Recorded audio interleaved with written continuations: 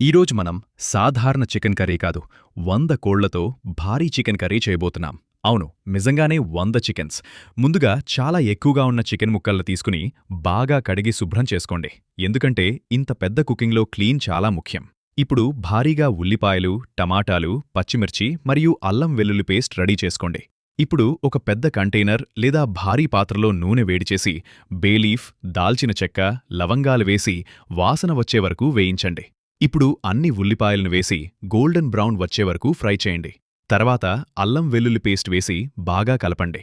ఇప్పుడు టమాటాలు, పసుపు, కారం పొడి, ధనియాల పొడి, ఉప్పు భారీగా వేసి నూనె బయటకు వచ్చే వరకు కుక్ చేయండి. ఇప్పుడు మొత్తం చికెన్ వేసి మసాలా బాగా పట్టేలా కలపండి.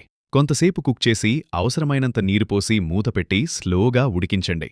మధ్య మధ్యలో కలపండి, ఎందుకంటే ఇది చిన్న కుకింగ్ కాదు. చివరగా గరం మసాలా మరియు కొత్తిమీర వేసి కలిపితే మీ 100 చికెన్ కర్రీ రెడీ. ఇది ఒక్కరికి కాదు, మొత్తం ఊరికి సరిపోతుంది.